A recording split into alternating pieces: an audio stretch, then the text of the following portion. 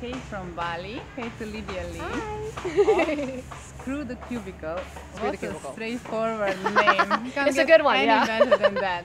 So, what did you do? Like, you woke up one day and you said to yourself, "Screw the cubicle. I'm going to break free now." Oh or- God, I wish it was that easy, but no. It really, my story kind of started off as me having a bit of an emotional breakdown in Oh, really? Russia in the dead of winter, I can imagine which that. is like a recipe. It's like a recipe for a breakdown, actually. At that point, I was kind of on a trade mission with the Embassy of Canada, which is where I'm from originally.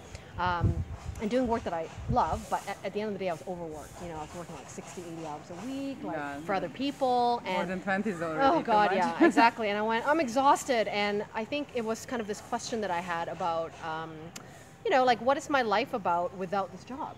Which it's not something we ask all the time. And I think that question hit me hard because I was on jet lagged and I was like tired of this job, and it kind of propelled me to start thinking about, what would I want to do with my life if it wasn't about what the conventional is, getting that house, that mortgage, getting married, all the traditional things that we're told to do. I know. And it set me off in this motion of questions, really asking myself, what would I like to do with my life? And that propelled me to really honor the fact that I actually have been wanting to be an entrepreneur for a long time, and just not realizing what I was good at. My resume was like almost 5 people's resume. It was so many different Really? types of roles. Like I've been in real estate, I've been in financial institutions, I've been in hospitality, all types of things, and doing what I love. So many options. So many options, and I was like, who am I? Like, which one am I really good at? And you're a person stuck in Moscow. Yeah, right there. yeah, exactly. So then I hired a coach myself and started, understanding which business would I be really good at creating that could bring me an income that would kind of eject me out of the cubicle.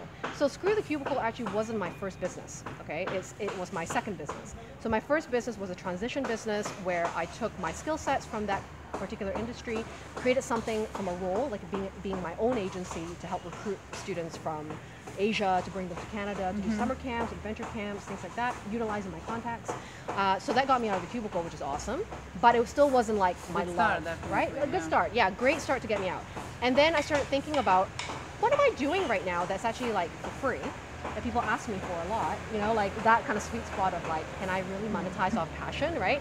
And I started to really look into like people taking me out for coffee and dinners and going, can I pick your brain on like starting a business? Can I pick your brain on how did you quit and da-da-da? And I went, yeah, of course, because I love talking about stuff like that. But then I was like, why am I not charging for this? So then I thought about... You can get paid for yeah, who you already are. Yeah, exactly. Anyway. Yeah, so I started it as a blog to kind of document my own journey of like cubicle crashing and getting myself out of the 9-to-5. And that kind of created a one program at the time, which is just helping people with the transition stage. Like, how can you take care of your money issues, your financial status, and freelancing, and could you contract yourself out? Could you do sabbaticals? Like, kind of very practical advice, and that turned into more business coaching and what it is today. So it really was scratching my own itch from when I was, 5 years ago going, what the hell should I do with my life? And now really bringing in what I've learned for myself and from reading about things and tools that I've used to really identify kind of my best strengths. Because we come with all types of multifaceted things that we're great at, but not everything can be monetized and not everything can be combined. So it's kind of finding this overarching theme of what can I utilize right now that's my best strengths that is of value to other people. Because the business is really built to solve problems, and if my skills aren't solving a problem, then maybe those aren't the skills that I use in my tool belt. But there's other things that I can do and understand how I solve problems and build a business from that space. So now you're helping other people Yeah. do more or less the same thing, Yeah. recognize the problems, Yes. and if they can bring value and how. Yeah, and not make the same mistakes I did, which is going just with any business idea that's going to make money, but something that makes money, but also is something I love to do, and also myself understanding what the hell I'm actually doing in the business. Because it's easy to say, you know what, I'm an entrepreneur and I am a web designer. Like, it's very generic. But I think there's something to be said about how is that unique way of the way you do it, and what else are you doing besides building a website? What's the process of how you really work with clients that can really... Why are you special? Yeah, why are you special? Because there's 100, more than like a million other web designers out there. What makes you special? What makes your process with the client that special? And how can you utilize who you are as a human, not just as a web designer, to Whole kind person. to give that brand more oomph, right? More spirit in there, rather than just I'm a designer. And I guess different clients relate to different Yeah. people again. So Yes. your personal touch can be of great value to somebody, but for sure. Yeah. some other clients will go for somebody else, which is cool. Yes, yes. And you know, Place for like, everybody there. I'm not the business coach or the life coach for anyone. Like some people that will say, hey, you know what, I just want to sit in Thailand all day, sip coconuts by the beach, and I want to just do this automated business that makes me money while I sleep. Like for sure, I have to leverage that part for my business too, but I think the people that I work well with are the people that are actually personally attached to the business. So it's the business is them. They want to represent the business with their face, with their own personal touch, and their passions. And their passion. So it is kind of a passion-based business, right? And so it's those types of people work better with me because then I can bring that out of them, right? That's the work that I do.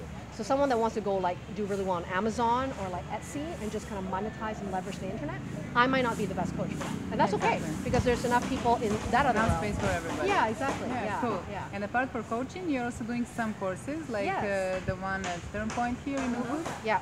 So I run a 7-day retreat with Turn Point, which is a part of a sister company, I guess, of Ubud, ubud.org, which is the co-working space we met. Yeah. And it's all about, we share a vision of helping people see a different way of living and working. So I run a course called 9 to Thrive with them, and I'm sure we put up the link as well for them to see.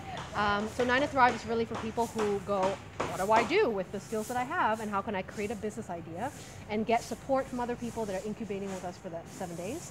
And of course, my expertise to turn that idea into something actually monetize, that you can monetize, and then come up with a bit of a plan. Not a plan for forever, but a plan that's going to get you moving towards the momentum of building this idea and showcasing it to the world. And then you will be able to continue on your own. Yeah, exactly. Yeah. I like plans. I mean, not every plan works out as we want it to be, but at least having some like key steps to kind of bring that to come to life, then they'll give us more courage, they'll give us a little bit more structure than just going, I don't know what to do, I like the idea of having all your talents and skills and experiences listed and then picking the ones that can actually work out in your business area. Totally. And like when I was in a cubicle job, it's not like I ever thought about going, let's just take some inventory of like what I'm good at. You don't think like that. But we should. We should always be taking inventory. And like we should be interested in things that we want to do versus things that we can do. Because we can do a lot of things. I'm sure if you're intelligent and you're a hard worker, you can do all spend a lot of time. Yeah, exactly. You'll get better. You can, But that's the stuff that takes longest, right? That you have to learn all the time and kind of force yourself to be good at. Whereas, like, why don't we focus on things that we can naturally be good at? So it feels more in flow, it feels more at ease, and then you're just a bit more creative in that space because you actually are interested in it and you give a shit. And you get better results. So it's like win-win. Yeah, and people can see it. People's bullshit meter is pretty high, so they're like, I don't think you like what you do.